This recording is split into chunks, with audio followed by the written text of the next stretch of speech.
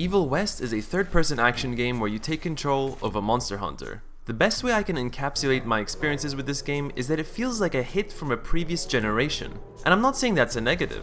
I'm just trying to highlight that it really brought me back to an old-school adventure game experience. It does some great things and feels like a AAA game in many regards, but it is also a little bit rough around the edges and doesn't do anything too mind-blowing. To begin, the highlight of the game is by far the combat. There are so many tools at your disposal and they are all super easy to use and switch between. The game is mainly focused on melee combat. You do have firearms, however they serve more as counters to specific situations. Your main revolver doesn't need to be aimed, your ammo replenishes on its own, and your rifle is primarily used to react to specific vulnerable enemies. There are even more weapons that I won't spoil though. The game shines when you're up close and personal with enemies. Depending on what direction you're walking in when attacking, you can perform a variety of moves, and upgrades allow you to expand on your arsenal even further.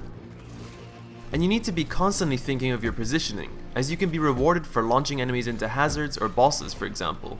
You have dodges, kick interrupts, parries, and teleports at your disposal, which can really get your blood pumping when you mix them all up in combat. It's similar to Doom Eternal in the sense that you'll need to utilize your full kit to be truly effective in battle. However, I will say that I felt that Evil West had a few more useless weapons, upgrades, and abilities in my eyes. Still, I thought the combat was overall really satisfying and I never got sick of it, as you consistently get new stuff to play with, especially if you like to explore off the beaten path. Exploration in between combat scenarios is a thing, although it is quite superficial for the most part. If you enjoy exploring in games, you'll probably have no trouble finding the slight off-path hidden money chest and occasional lore object. Still, I found it really fun to traverse all of the highly diverse maps the game has you go through. I really appreciated that most levels had unique color palettes, themes, and were a perfect length. It's a shame they're littered with so many ugly flashing chains. These are meant to lead you where you're meant to go, but considering the game is quite linear and the path you have to travel is incredibly obvious, it just looks a bit ugly. Anyway, that's just a minor nitpick. As for the story, although it's secondary to the gameplay in my opinion, and I really expected it to be a cheap action filler, I actually ended up being quite invested. Although it can be a bit cheesy, I mean it's about steampunk vampire hunting cowboys, there's some intrigue throughout that kept me really interested. Surprisingly, the game allows for co-op, although it has been designed as a single player game.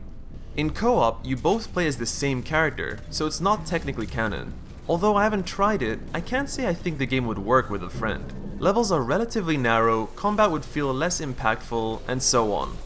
I mean it's a nice bonus I guess, maybe for a second playthrough, but I wouldn't recommend getting Evil West as a co-op game, at least not on the first playthrough. Overall though, I thought it was a really fun game. Again, it feels old school in a weird way, but still modern in others. The visuals are appealing, the music enhances the mood a lot, combat is meaty, the story is fun, and I just really enjoyed my time with it. If you like what you've seen or heard, then check out the link in the description to get the game for yourself.